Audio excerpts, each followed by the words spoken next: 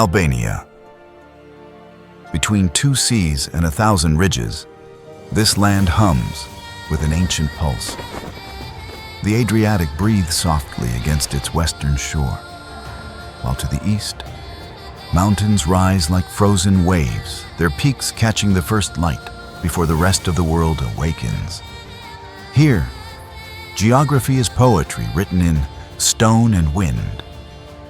Each valley folds into another, each village resting in the cradle of history. The air carries the scent of pine, salt, and smoke.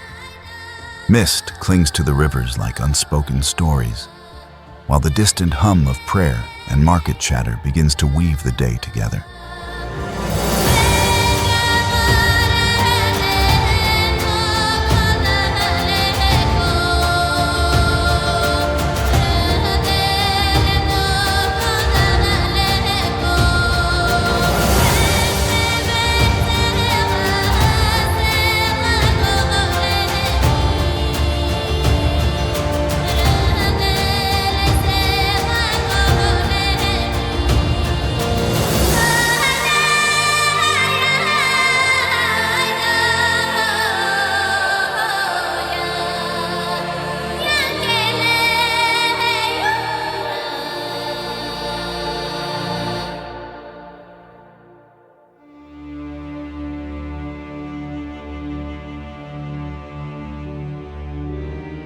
Albania is both vast and intimate. It is a place where the earth still feels close to the people, where the horizon seems to lean inward, listening.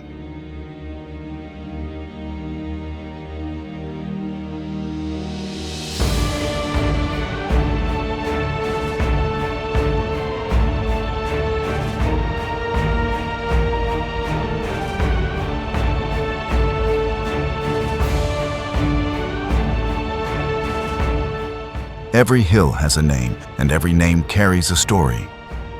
Of resistance, of reunion, of return. The mountains of the north hold the soul of the country. Ancient fortresses of limestone and cloud. They rise like witnesses, untouched by time's rush, their slopes etched with forgotten paths and shepherd trails that have carried generations toward the same rising sun. Further south, olive groves shimmer like green fire, their leaves turning silver in the wind. Villages cling to the hillsides, white stone houses with terracotta crowns, their windows glowing in the golden hours of afternoon. Here, the days are measured not by clocks, but by the light. How it slides, changes, and rests on the water. The language of the land is quiet, but it endures. It speaks through the flocks moving like drifting clouds, through the rustle of reeds by the lakes, through the echo of church bells that roll down the valleys.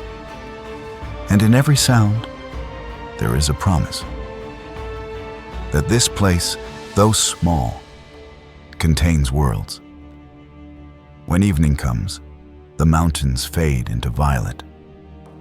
The last birds trace invisible lines across the dimming sky, and the first stars appear, one by one, like sparks from the hearths below. Somewhere, a voice sings, low, steady, and beautiful in its solitude. A song not meant to be heard, but felt. This is Albania before the journey begins, a country that waits quietly beneath its own myths, offering itself not as a destination, but as a presence. A place that doesn't demand attention. It earns it slowly, with every step, every echo, every breath of wind that crosses its valleys. And as the night gathers across its mountains and seas, the land exhales again, a whisper, gentle and endless, calling us deeper into its story. Stone remembers what people forget. Across Albania, the old cities stand like open books of time, their pages weathered, their stories still legible beneath the dust.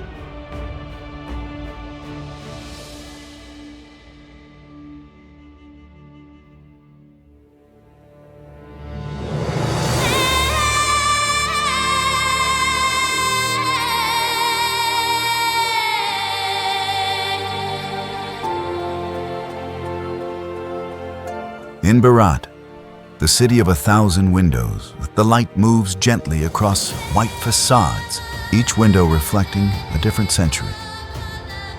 The river below drifts in slow procession, mirroring roofs, arches, and the patience of history. Walk these streets, and you walk through voices. Ottoman doorways, Byzantine churches, the faint geometry of Venetian dreams. They all coexist here, quietly, as if centuries of hands had learned to share the same space. Morning begins with the sound of shutters opening. A woman sweeps her threshold. Children run down cobbled slopes. From somewhere, the scent of bread, baked in a clay oven, rises like a memory of warmth. Life continues as it has for generations, folded seamlessly into the rhythm of the past. Further south, Gjirokastër cascades down the slopes of the Drino Valley, its rooftops glinting under the sun like the scales of a sleeping dragon.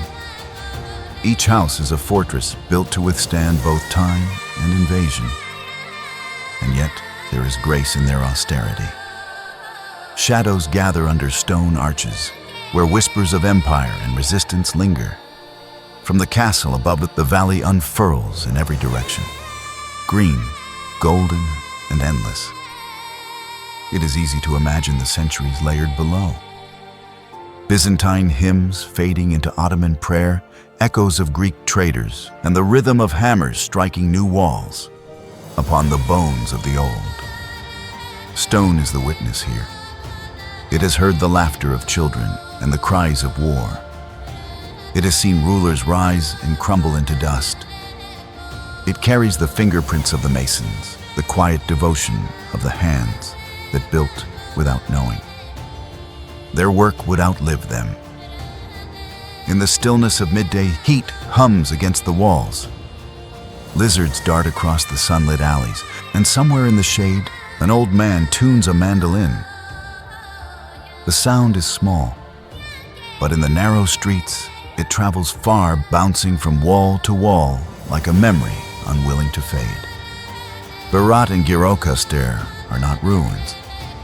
They are living testaments.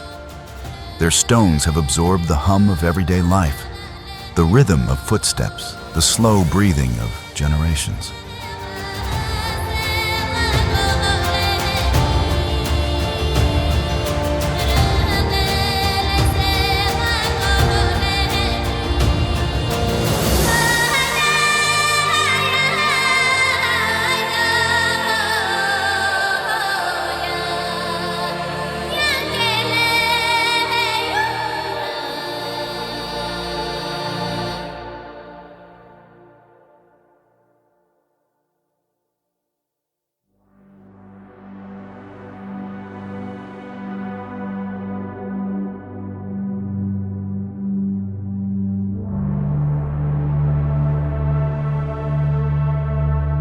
High in the Albanian Alps, where the clouds drift low enough to touch, lies Theth, a valley suspended between solitude and song. The road that leads here coils through mountains like a ribbon of gray silk, each curve revealing another fold of wilderness, another breath of unspoiled air. Theth is not reached, it is earned. The climb narrows with every turn, until the noise of the world fades into the rhythm of hooves and wind. When you finally arrive, it feels less like entering a place, and more like stepping into a forgotten prayer.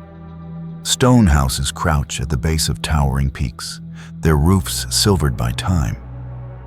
Wooden fences trace soft lines through meadows, where rivers shimmer like veins of glass. The Shala River, cold and luminous, cuts through the valley with a patience only nature possesses. Its voice, soft, insistent, echoes between the cliffs, a lullaby for those who listen. Here, silence is never empty. It hums with the sound of distant waterfalls, with the murmur of bees, with the slow creak of wooden bridges that connect both sides of the stream. Every sound carries weight, as though the mountains themselves were shaping the air. The people of Theth live as their ancestors did, close to the land, in quiet dialogue with its moods. Morning begins with smoke curling from stone chimneys, with the scent of burning wood and rising bread. Goats wander freely across the slopes, their bells marking time in the stillness. At the heart of the valley stands a small church. White walls, a sharp roof, and a single bell that rings across the fields. It does not summon crowds, it simply reminds the valley that it is still alive. Behind it, the mountains gather in solemn silence, their ridges folding into one another like the pages of an old book. In Theth, myths linger in the air. They say the wind carries the voices of those who came before. Travelers, poets, shepherds, each leaving a fragment of their story behind. When the fog rolls down the slopes, it feels as though the past walks again, soft-footed, unseen. As daylight fades, the valley glows in a muted blue. A thin line of smoke drifts upward, merging with the clouds. The last rays of sun touch the stone walls, then slip away behind the ridges. Night comes gently here. The stars appear without effort, bright and close, as if they were resting just beyond the treetops. The river continues its endless murmur, a hymn in the darkness. And somewhere, a dog barks once, then falls silent. In Theth, you learn to listen again. To the sound of wind moving through fir branches, to the patience of the earth beneath your feet, to the quiet voices that do not speak, but still are heard. It is not a place of spectacle, but of stillness. A valley that keeps its beauty guarded, revealing it slowly to those who stay long enough to deserve it. And as dawn prepares once more to spill over the peaks, the whisper of Theth remains. A song without words, echoing softly in the heart of the mountains. If Theth is the heart of Albania's mountains, then Valbona is their reflection.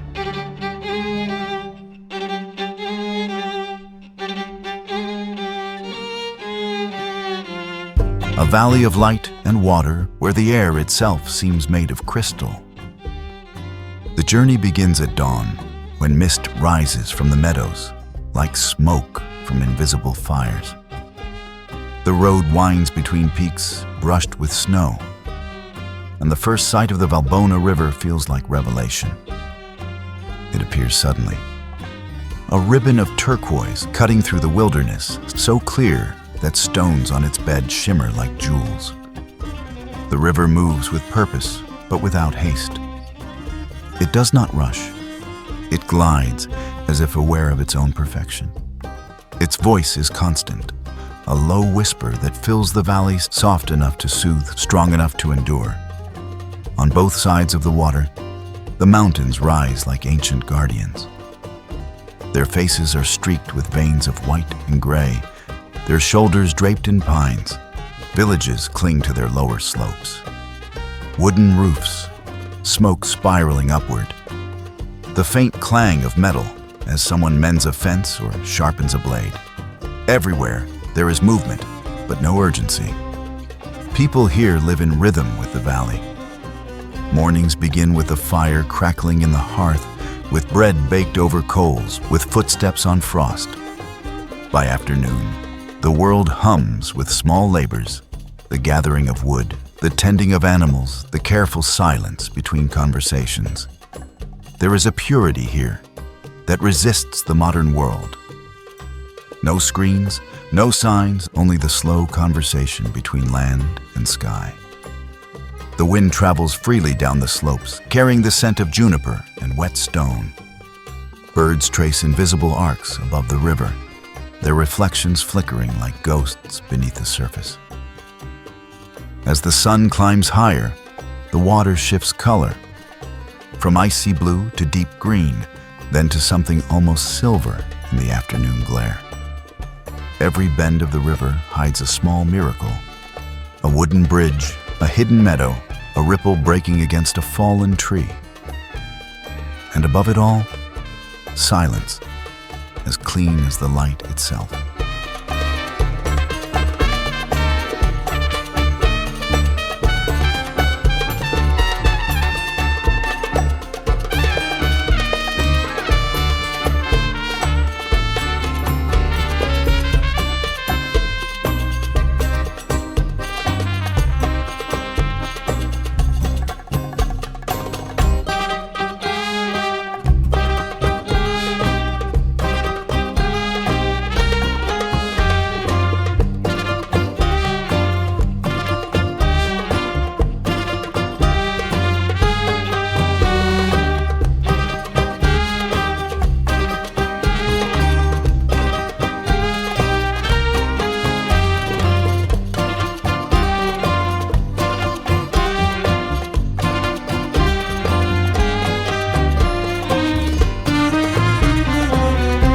In Valbona, beauty is not shown. It is revealed in layers of color, sound, and silence.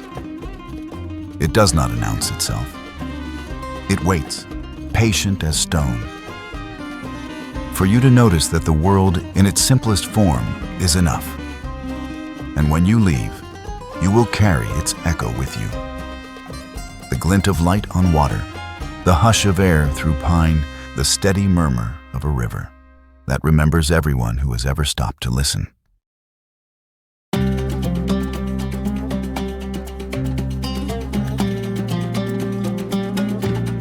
There are places that seem to breathe, not like the wind or the forest, but like something sentient, alive. The Blue Eye is one of them. Hidden in the folds of southern Albania, where the forest thickens and the air cools, a spring emerges from the earth with impossible clarity. Its name is Syri I Kaltër, the Blue Eye. And to look into it is to peer into the mind of the planet itself. The water wells up from a dark center, a perfect circle of sapphire framed by jade. It is said to be bottomless, though divers have tried and failed to find its end. What they discovered instead was mystery, an endless column of cold water rising as if the earth were exhaling light. Around it, nature holds its breath. Trees lean inward as though in reverence, their reflections trembling on the surface. The air hums faintly, not from insects or breeze, but from the quiet intensity of a place that does not belong entirely to this world. The Blue Eye does not invite noise. It silences it. Even footsteps seem softer here. You feel the temperature drop as you approach, and the scent of moss and wet limestone wraps around you. There is no rush, no current you can see, only the illusion of stillness over infinite depth. Stand at the wooden platform above it, and you understand why locals call it sacred. They tell stories of spirits who guard its depths, of voices carried upward by the water's spiral. In the old days, they say travelers would toss coins or flowers into the spring not to make wishes, but to give thanks for having arrived. Sunlight shifts across the surface like liquid glass. At noon, the center burns dark as ink, the edges radiant, turquoise melting into crystal green.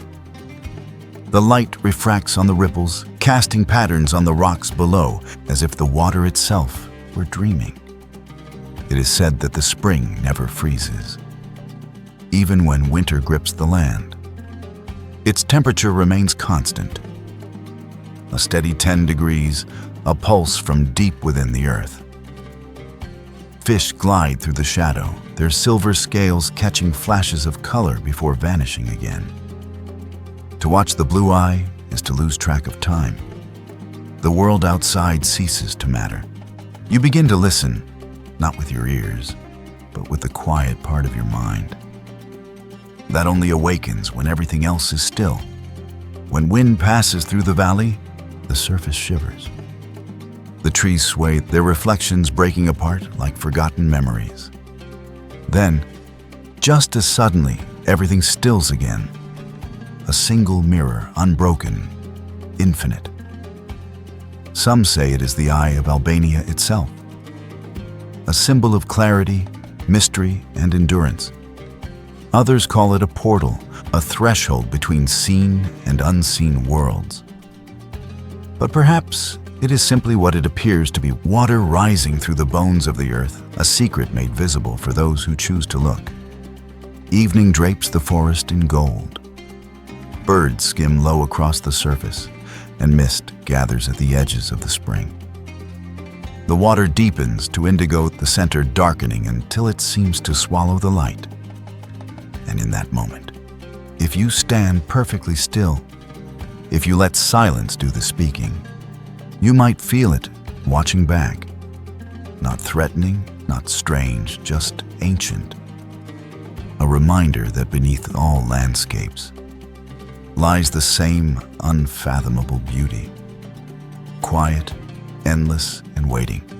There are roads that take you somewhere, and there are roads that change the way you see the world. Llogara Pass belongs to the latter. It begins near the Ionian Coast, a thread of asphalt climbing into clouds. The air shifts with every turn, salt giving way to pine heat dissolving into mountain chill.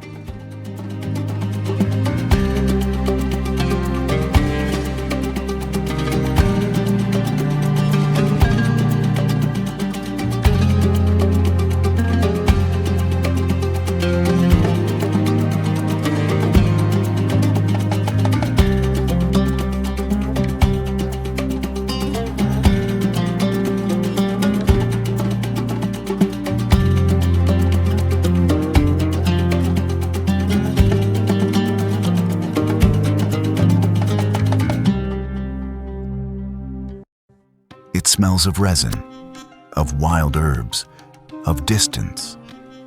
From this height, the world expands. The horizon, a soft curve, the sea shimmering far below. The mountains hum in silence.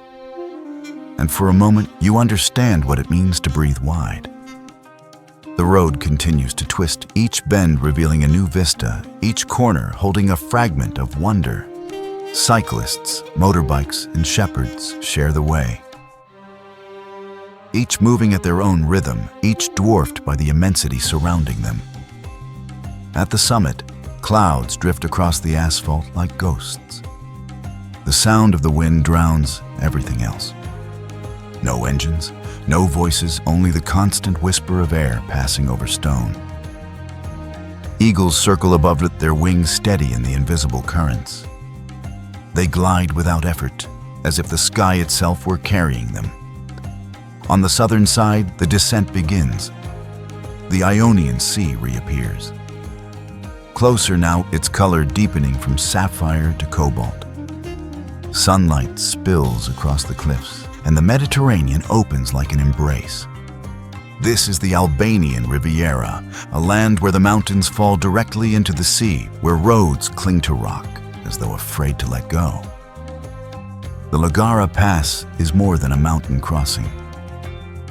It is a passage between worlds, from the forests of the north to the radiant calm of the coast, from the whisper of pines to the cry of gulls above open water. It is the breath drawn between land and ocean.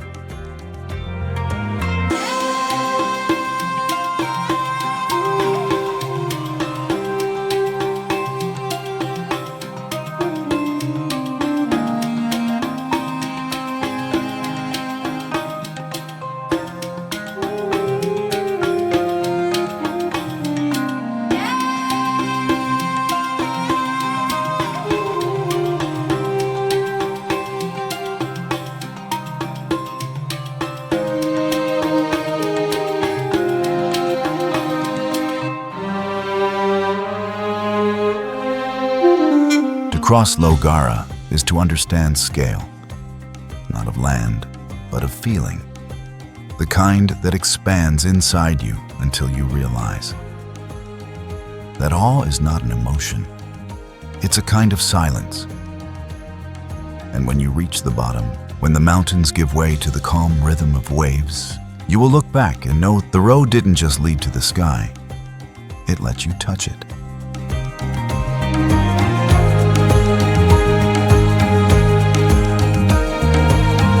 There are places where history ends and others where it simply lies down to rest. Butrint is one of the latter. A city half claimed by earth, half remembered by the sea. Here, time does not pass. It gathers. It lingers among the stones and reeds, breathing softly through ruins older than memory. The path to the site winds through olive groves, their trunks twisted like question marks, their leaves flickering silver in the sunlight. Beyond them, the sound of water. The Vivari Channel flowing slowly toward the Ionian, carrying reflections of 1,000 forgotten years. The first stones belong to the Greeks. Columns rise from the soil like broken thoughts, their shadows stretching across mosaics that once echoed with the steps of philosophers and priests. Then came the Romans. Arches, theaters, bathhouses, each a monument to ambition and impermanence. The Byzantines followed, their churches built upon temples, their prayers layered over older prayers. It is a place where civilizations do not erase one another. They overlap it, their echoes soft and continuous. Even the ruins seem reluctant to crumble, as if they too are waiting for the next empire to listen. In the center stands the ancient theater, its stone seats curved like a crescent moon. Sit here at dusk, and you can almost hear the faint murmur of voices. Actors, audiences, or maybe the sea itself, rehearsing its eternal role. The air is heavy with stillness, but beneath it runs a pulse, the slow heartbeat of a history. Vines creep across marble reliefs. A turtle moves lazily through a puddle that once was a fountain.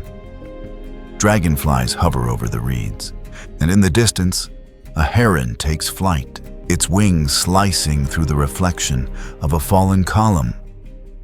Butrint is alive in its decay.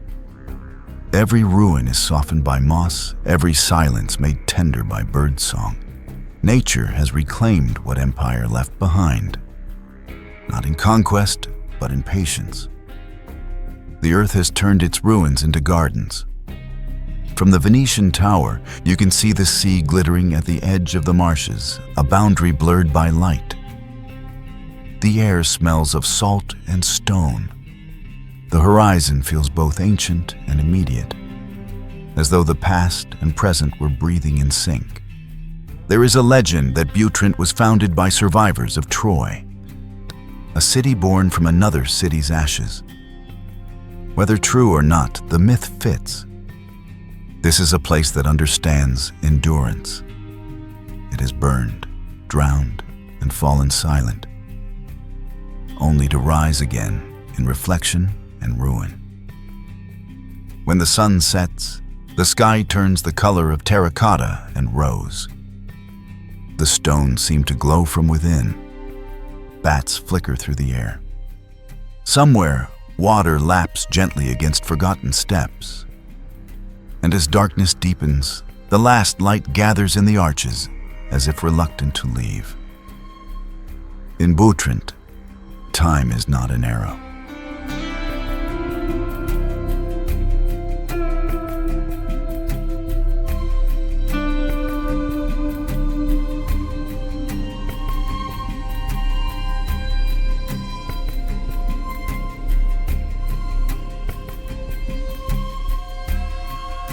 In the center of Albania, the land opens, not gently, but as if split by light itself. The Osum Canyon stretches for 26 kilometers, a cathedral of stone and water, carved over millennia. Here, the earth reveals its hidden architecture, layer upon layer of history written in limestone. From above, it appears almost unreal. A green vein through the landscape, its walls rising like towers, its curves soft yet immense. Down below, the Osum River runs clear and cold, its voice echoing through the gorge, ancient and ceaseless. The journey begins near the town of Berat, where the river narrows and deepens. Sunlight pours between the cliffs like liquid gold, illuminating mosses, ferns, and wildflowers that cling to the rock faces. At midday, beams of light break through in narrow shafts, touching the surface of the water, as if blessing it anew each hour. When spring arrives, the canyon transforms. Snowmelt feeds the river and waterfalls bloom from the cliffs. Dozens of them, shimmering in unison, their sound mingling into a single, endless chord. The air fills with the scent of wet stone and mint, and the walls glisten like marble under rain. Locals speak of the Gate of the Devil, a narrow passage where the cliffs draw so close that the sky disappears. Passing through it feels like stepping into another realm, a corridor of shadow and echo. Beyond it, the canyon widens again, and light returns, soft and forgiving. Kayaks drift silently along the river, their bright colors moving like fragments of dawn. Each paddle stroke sends ripples outward, disturbing the mirrored sky below. Above, swallows dart between crevices, their wings slicing the air with precision. Every sound, the rush of water, the whisper of wind, finds its own place in the natural harmony. Osum is more than landscape. It is movement. Even the stillness vibrates. The cliffs seem to breathe, their shadows shifting with the passing sun.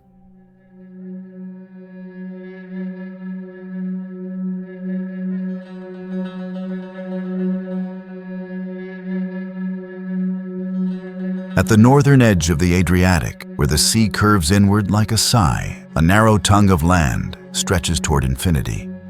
This is Cape Rodon, a quiet peninsula where stone, wind, and devotion meet. The road ends long before you reach it. From there, the journey continues on foot, through dunes of pale sand and grass whispering in the breeze.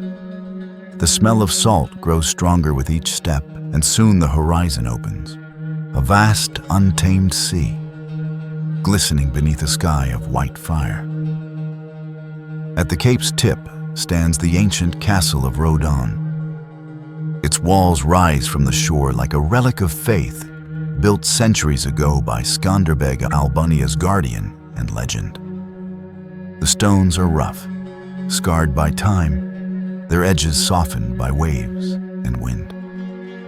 Inside, gulls perch on the battlements, their cries merging with the rhythmic crash of the tide. The fortress is small, but its silence is immense. You can feel the weight of centuries here. The hum of battles long settled, the echo of prayers that once filled these chambers. Every brick seems to remember.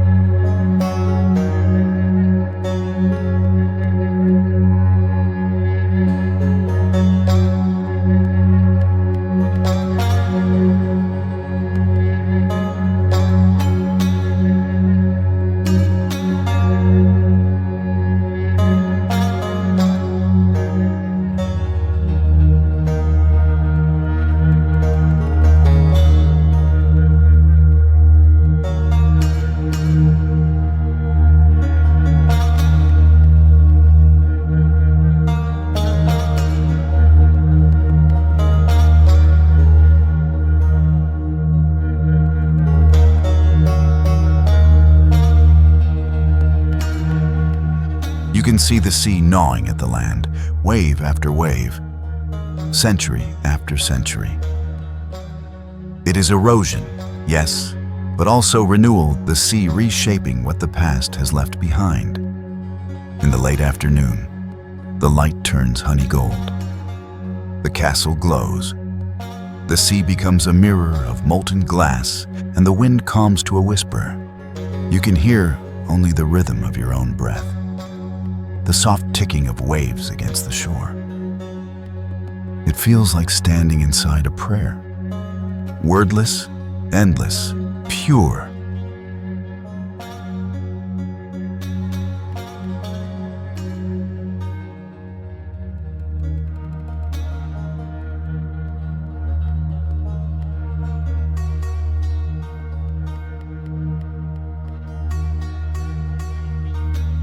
Cape Rodon belongs to no one. It is not owned, not conquered, not contained.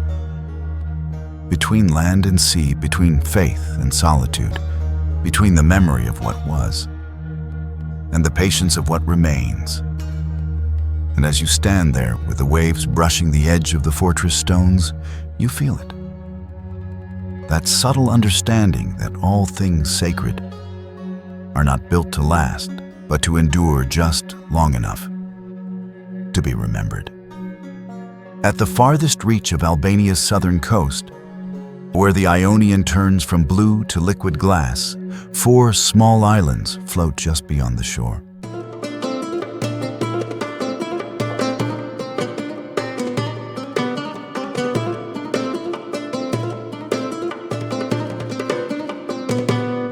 Ksamil, a name whispered like a sigh of summer.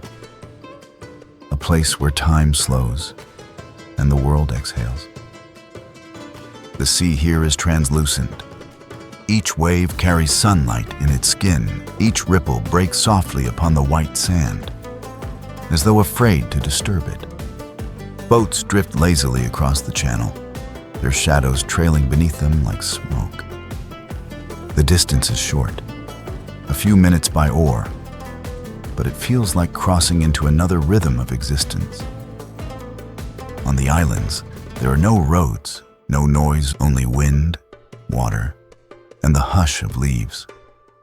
Pines bend toward the shore, their roots clutching stone and salt.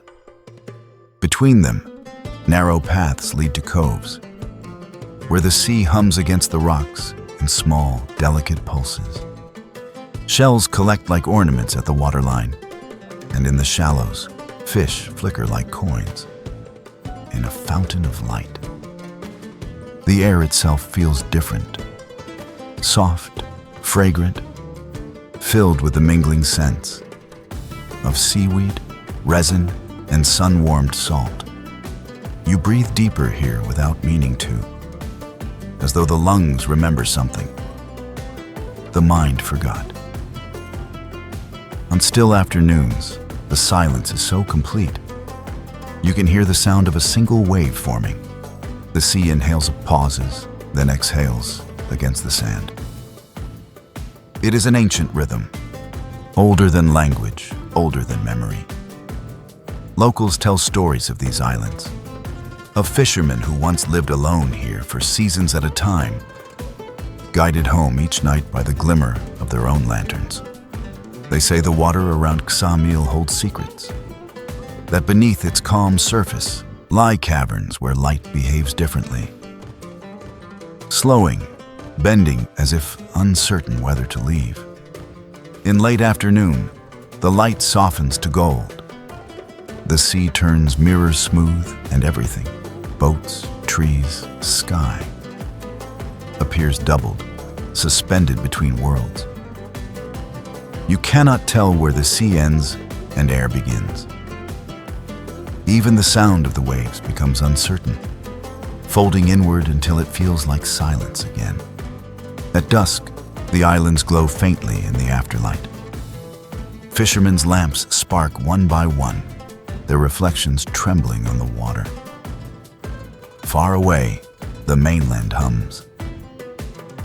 Distant laughter, the faint clink of glasses, the scent of grilled fish drifting over the tide. But here, the world feels held, still, breathing, luminous.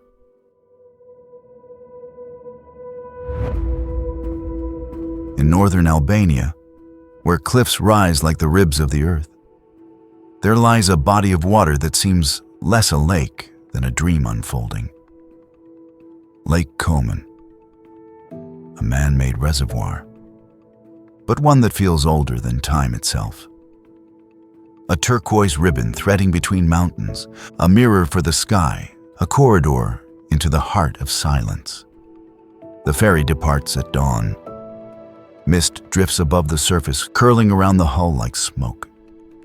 Engines hum softly, and slowly, the boat begins to move. Not through open water, but through a canyon of green walls. So steep they seem to scrape the clouds. Each turn reveals another secret. Villages appear suddenly, a handful of houses clinging to impossible slopes.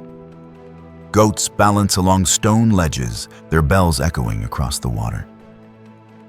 Somewhere high above it, a single road winds like a pale thread through the trees. You realize how far removed you are. From noise, from hurry, from the modern world's impatience. The water here is impossibly clear. You can see the reflections of cliffs, of drifting clouds, and sometimes of birds, gliding so close, their wings almost touch the surface. The lake narrows and the air cools. Voices fall silent, replaced by the steady rhythm of the engine and the occasional splash against rock. Around a bend, a waterfall descends in ribbons of white. It vanishes into the lake with a sound that feels both gentle and eternal. You can taste the minerals in the air, feel the chill of the spray on your skin. Time loses its structure here. Minutes stretch, dissolve, merge with the pulse of the boat and the breathing of the mountains. Some passengers stand at the bow, their eyes tracing the folds of the cliffs. Others sit quietly, wrapped in thought or sunlight. The lake becomes a moving meditation, a slow journey through layers of green and stone. Every reflection, every echo seems to contain a message that stillness is not the absence of movement, but the presence of meaning. Occasionally, a small dock appears, barely large enough for a handful of villagers waiting in the shade. They wave, exchange brief words, then vanish again into the folds of the mountains. Life persists here, quietly, faithfully.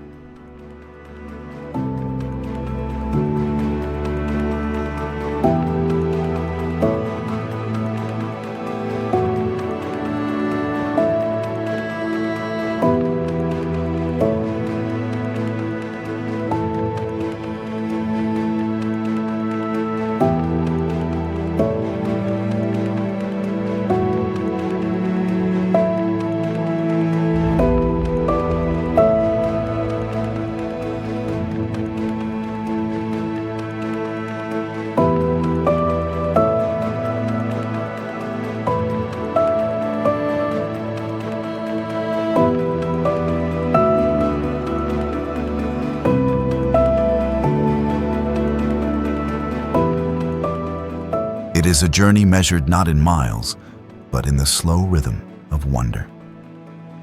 And as the last ripples fade into stillness, you realize that what you have crossed was not merely water, but the distance between seeing and understanding.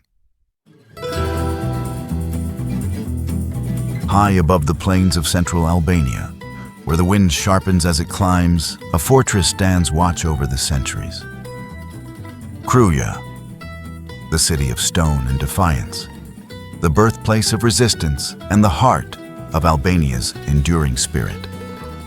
The road to Kruja coils around the mountains like a memory, each turn offering glimpses of the valley below.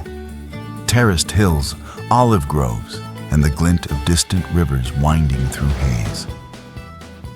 At the summit, the castle emerges from the rock itself, its walls blending with the mountain's skin as if grown rather than built.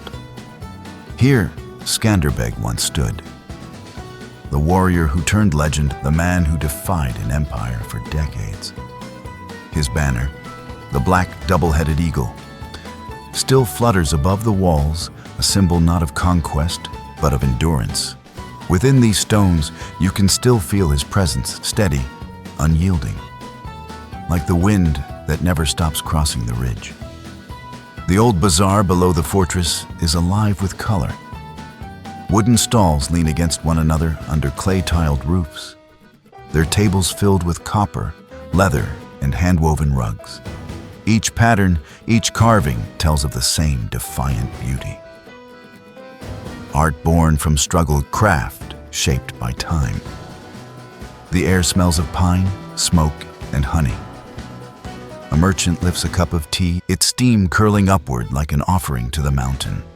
The fortress walls are uneven, scarred by centuries. You run your fingers across them, and the stone feels warm, almost alive. Inside, 2 museums keep the memory breathing. One dedicated to Skanderbeg's fight for freedom, the other to the traditions of the people he fought for. Weapons, maps, letters, the worn hilts of swords, all displayed beneath soft light. They are relics, but also reminders that identity once forged never fades. Step outside and the view opens wide. A panorama of Albania itself.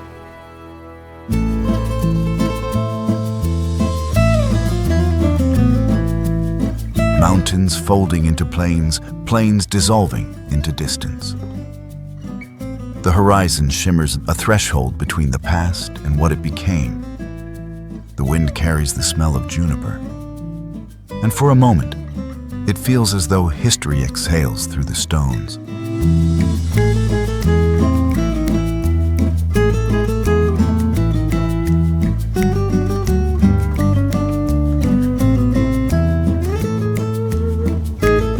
At sunset, the fortress burns gold.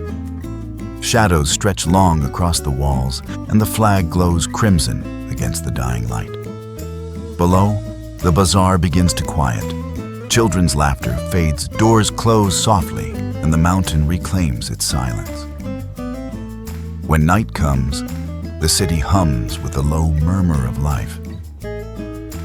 A few voices from taverns, the clang of metal being put away, the whisper of the wind weaving through the alleyways. Above it all, the castle remains.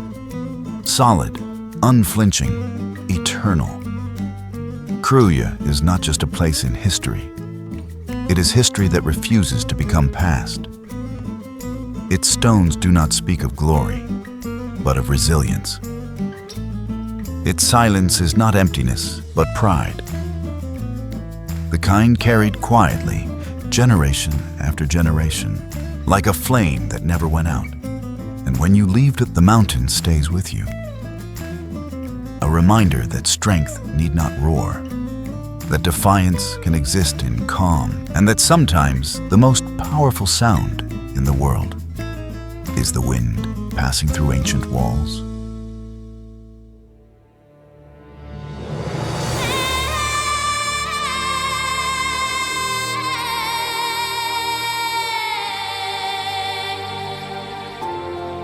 At the heart of Albania, where mountains give way to movement, Tirana breathes, restless, radiant, and alive.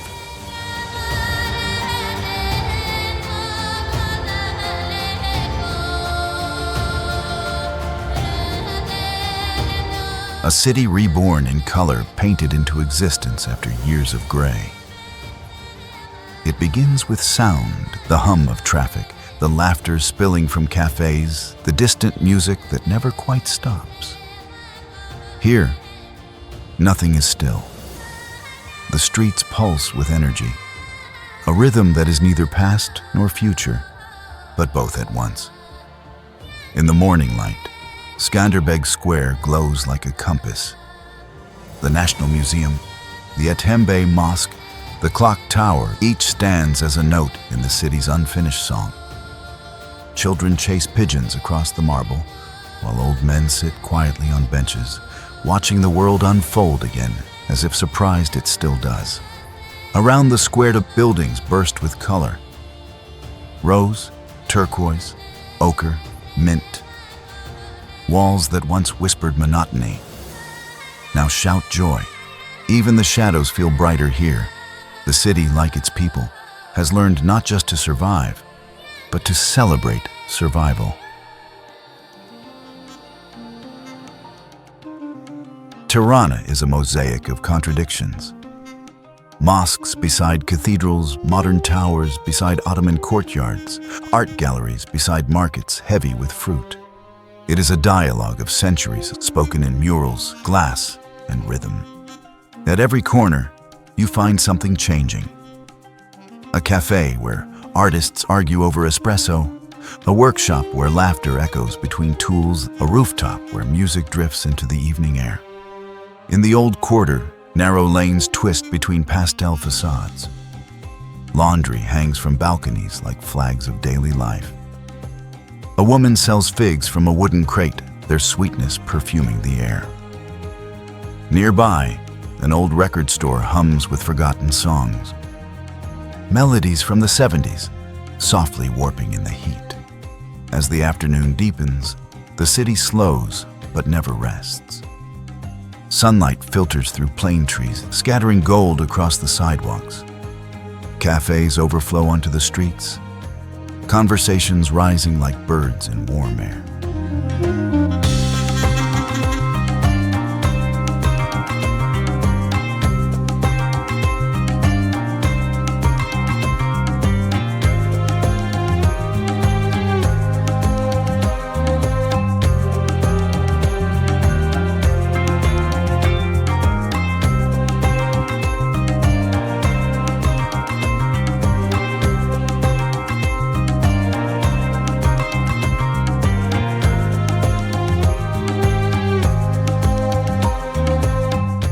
Above it all, Mount Dajti watches. Silent, ancient, patient. Its forests glowing faintly under the city's reflection. Even from its summit, you can feel the pulse below, the steady heartbeat of a city that refuses to fade into stillness. Tirana is not an escape. It is an arrival, a place where history meets imagination, where every wall tells a story not yet finished. It reminds you that rebirth is not a single moment, but a constant act. Painted, sung, rebuilt, lived. And when the last bars close, when dawn stains the horizon, pale gold, the city exhales again. Quiet. Content, ready to begin the next verse of its endless song.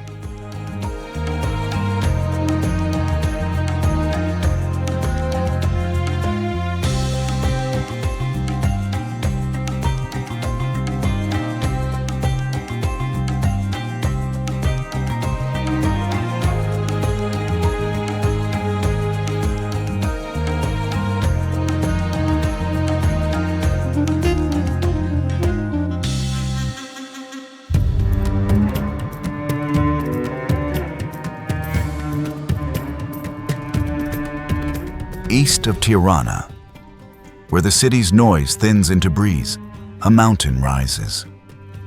Calm, watchful, patient.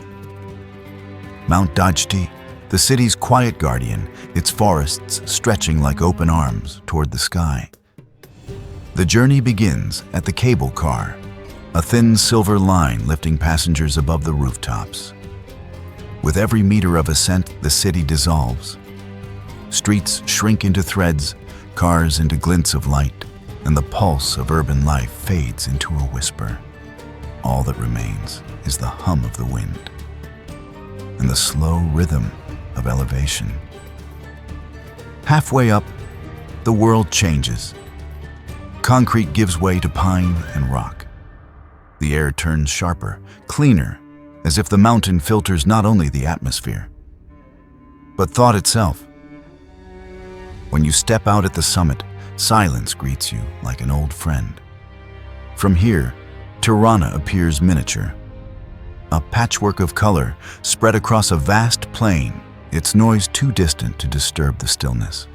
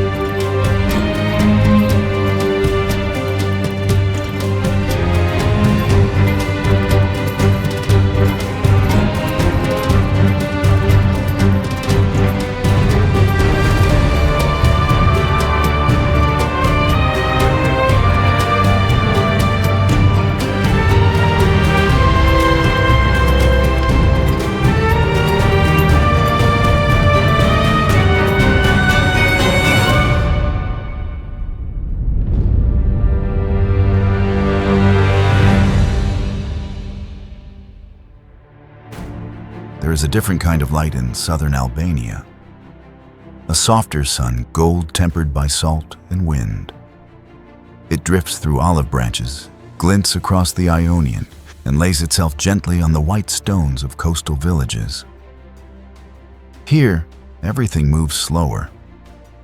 The hours unfold like waves, measured not by clocks, but by brightness and breeze. From Vlora to Saranda, the road follows the curve of the sea. Each bend reveals another secret. A hidden cove, a small taverna shaded by fig trees, a handful of boats rocking quietly on clear water. The horizon stretches wide and merciful, its blues melting into each other until sky and sea become one. The air carries the scent of thyme, salt, and citrus. You pass groves where olives shimmer silver green, their trunks twisted like dancers frozen mid-turn. Each tree is older than memory, its roots deep in history, its branches whispering to the wind that has never stopped listening. In the afternoons, the light grows liquid. It spills across the mountains, turning every ridge to bronze. Villages like Kepi and Himara.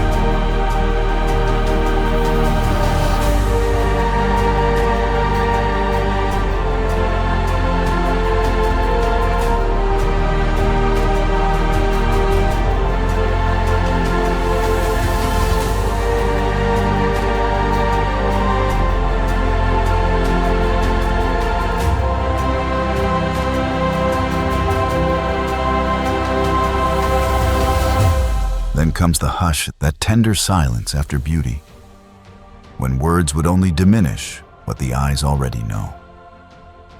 Lanterns flicker on balconies. Music drifts faintly from somewhere unseen. A guitar, a voice, a song too quiet to catch, but too human to ignore. The air cools, but the warmth of the day lingers in the stones, radiating softly beneath your feet. The Ionian glows now, a dark mirror holding the memory of the sun.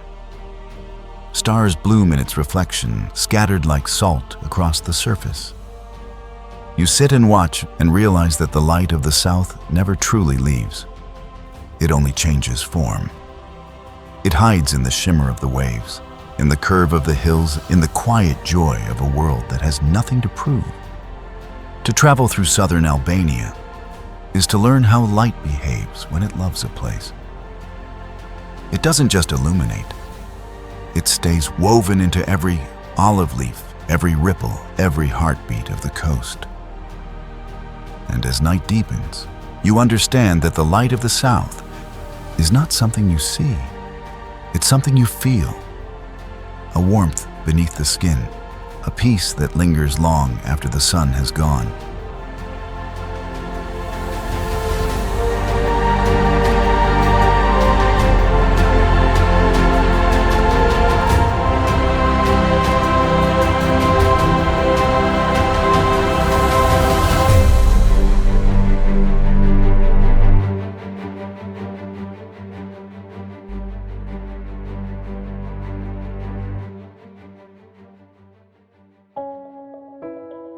In the south of Albania, where mountains open into valleys of stone and silence, a river runs free, untouched, unbroken, uncontained.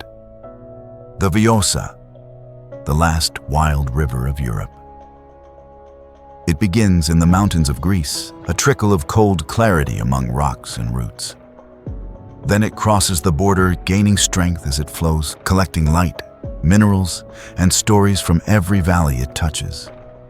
By the time it reaches the plains, it has become a living mirror. Broad, untamed, and impossibly alive. Unlike most rivers, the Vjosa is still itself. No dams, no walls, no concrete to slow its pulse. It winds through forests and meadows, curves around villages and gorges, spreading like veins across the land. Its course changes with the seasons, flooding in spring, shrinking in summer, but always in rhythm, never in restraint. Standing at its edge, you can hear its voice, a constant murmur that feels almost human. It whispers against the stones, sings beneath bridges of driftwood, and roars where cliffs tighten around it. Every sound carries purpose, as though the river were reciting the language of freedom. Fishermen cast their lines from the shallows, their silhouettes small against the immensity of water and sky. Children skip stones, their laughter dissolving into the current.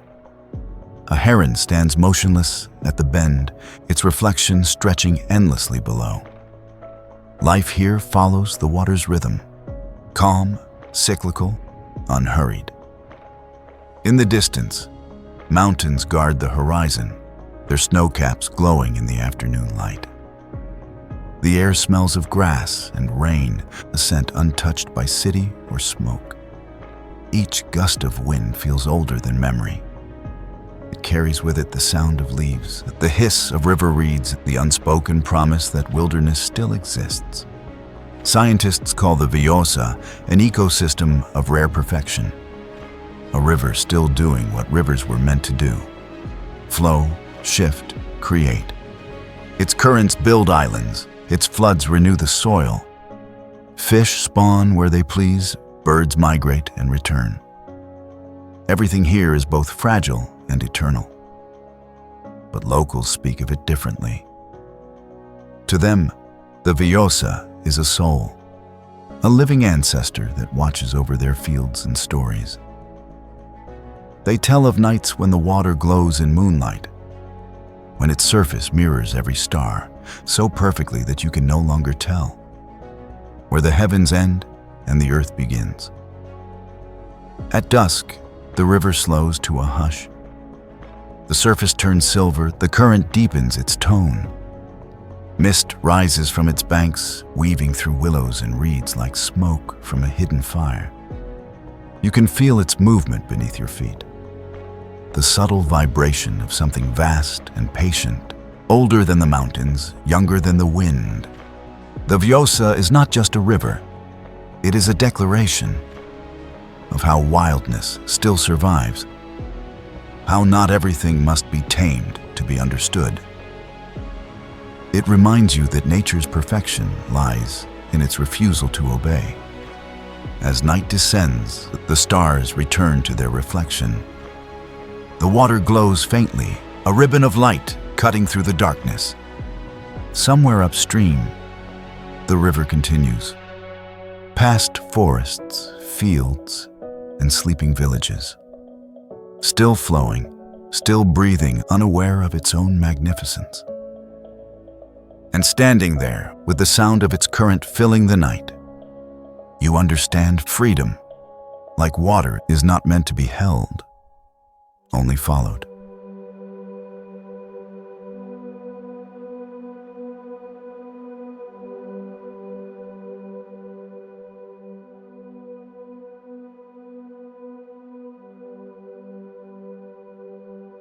On a quiet plateau above the plains of fear, where the wind moves slow and the earth smells of dust and time, stand the bones of a city that once spoke with gods.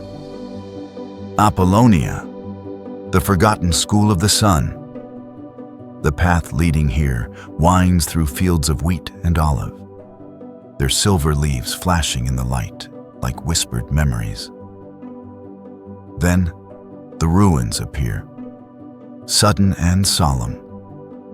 Columns, arches, and marble fragments, half buried in golden grass. It feels as if the land itself has paused mid-sentence, holding its breath before continuing the story. Founded by Greek settlers more than 2 millennia ago, Apollonia was once a place of learning and light. Students from across the ancient world came here to study philosophy, astronomy, poetry, to ask questions that outlived their names. Even Caesar once walked these roads, his footsteps long faded but never forgotten. Now, only silence remains. The amphitheater sits empty, its stone seats warmed by the afternoon sun. The air hums with the sound of cicadas. A choir so constant, it feels like the city's heartbeat. A lone column stands taller than the rest, its shadow stretching like a sundial across the ruins, measuring not time, but endurance. You wander through the remains of temples, past mosaics, broken yet luminous. Each tile catches the light, as though the sun still remembers the order it once obeyed. The scent of earth and stone mingles with distant sea wind. Somewhere, a lark sings its voice threading through the gaps in history. Apollonia is not a ruin. It is a whisper. It does not lament its fading. It simply exists in another rhythm where centuries pass like clouds and the boundaries between past and present blur. Standing here, you begin to sense the weight of continuity. That everything built by hands returns to the same dust, and yet something remains. The idea, the thought, the question that refuses to die. Perhaps that is what the students came here to learn. That knowledge is not possession, but reverence. At dusk, the light turns liquid gold. Shadows gather in the colonnades, and the sky blushes in soft tones of rose and amber. You sit among the fallen stones, feeling the warmth fade from them, hearing the world grow quiet, except for wind through grass. The silence here is not empty. It is full of memory, of breath, of what once was and still is. As darkness arrives, the first stars appear above the plain. They shimmer faintly between the columns, just as they must have when students watched them, and wondered how far the light could travel. You realize then that the lesson of Apollonia was never in its grandeur, but in its persistence. Empires rise, knowledge shifts, cities fall. But curiosity endures. And here, in the warmth of a fading sun, the ruins of Apollonia remind you that even forgotten places can still teach what it means to search for light. There is a line along the southern coast where stone meets salt, where the scent of pine mingles with the breath of the Ionian. That line is Himara, a town suspended between two worlds, between the stillness of mountains and the rhythm of the sea.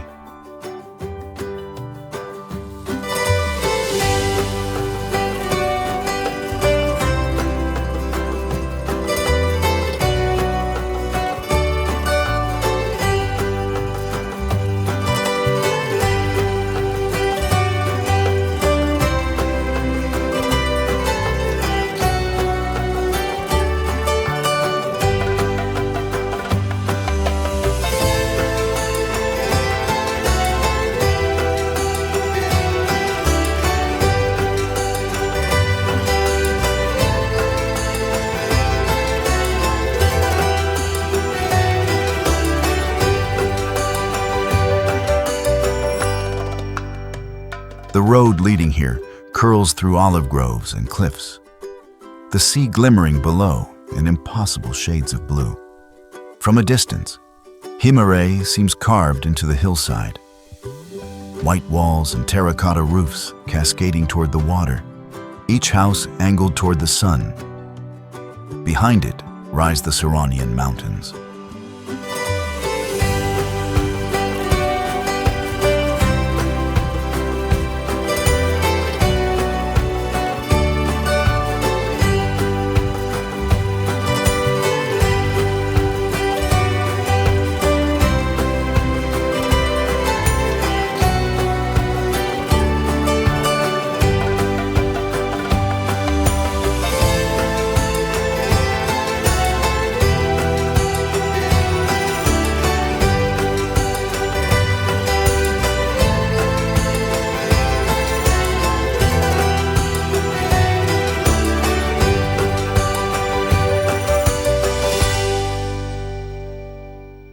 On a hill above the confluence of 3 rivers, where mist drifts like breath over the valley, stands Rozafa Castle, a fortress woven from legend and sacrifice. It watches over the city of Shkoder, its stones pale under the morning light, its silence heavy with memory. The path to the castle winds upward, steep and uneven, lined with wildflowers that grow defiantly between the rocks. At the gate, the air shifts. Cooler, older, as if you've stepped not just into history, but into the echo of a story retold for centuries. They say the walls of Rozafa would not stand. Each night, what the builders raised by day crumbled under the moon's quiet gaze. Nothing held. The earth refused to keep their work. And so, in their desperation, the brothers who built the fortress sought counsel. The answer came in the form of a cruel wisdom. To make the walls strong, a life must be sealed within them. The youngest brother's wife, Rozafa, was chosen not by her own will, but by fate's cruel arithmetic. When she learned of her destiny, she did not weep. She only asked that, when they enclosed her, they leave one breast exposed, so she could feed her newborn son, even from within the stone. And so, they built, and the walls held.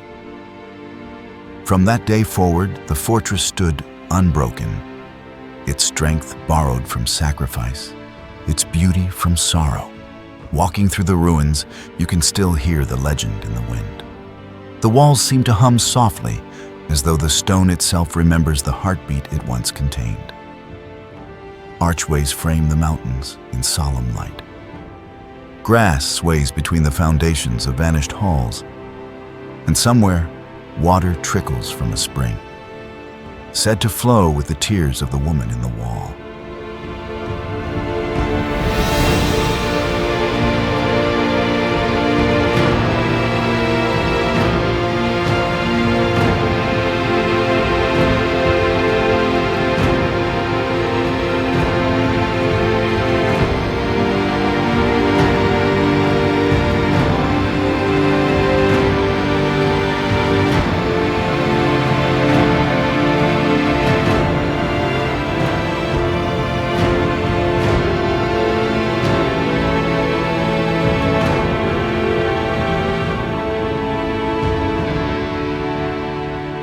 At sunset, the castle turns to gold.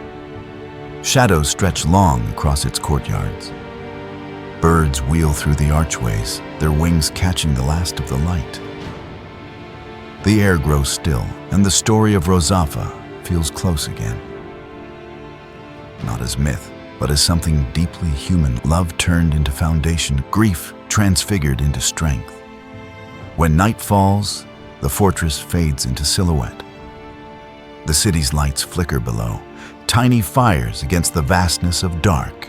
The wind moves softly through the stones, a sound like breathing, like memory refusing to die. Rozafa remains. The woman, the wall, the legend, each indistinguishable from the other. Her sacrifice holds the hill, her silence holds the story, and her spirit, even now, seems to whisper through the cracks that love, when bound to duty, can build something that never falls.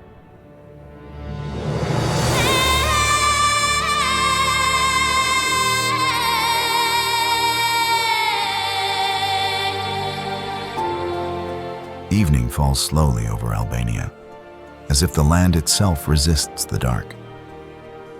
The sun drifts behind mountains and rivers, leaving its warmth folded into the stone, into the faces of those who have watched it set 1,000 times before. From the north, the peaks of Theth and Valbona blush with the final light, their snow-tipped ridges catching fire before surrendering to shadow. In the south, the Ionian glows like molten glass, the sea swallowing the sun in one slow breath. The air holds stillness, not absence, but reverence. Village is quiet. Smoke rises in thin lines from chimneys. A shepherd calls his flock home, his voice carried across fields silvered by dusk. Somewhere, a bell rings. Distant, familiar. Marking not an hour, but a passage. The road's empty. The rivers darken. And yet the world feels full of memory, of presence, of something ancient watching kindly over it all. In Tirana, lights bloom like constellations across the valley. In the mountains, stars take their places in the sky. The two mirrors, city and cosmos, blink in rhythm, their glow joined by the faint hum of wind through the trees. Albania sleeps, but not in silence. For Albania is not a place to pass through. It is a pulse, a song of stone and wind, a landscape that holds both memory and promise. It is a reminder that beauty is not something we find, but something that finds us. In stillness, in light, in the quiet persistence of things that endure. The last light fades. The rivers keep flowing. And somewhere, in the distance, a single window glows. A small, human flame. In the great calm of night.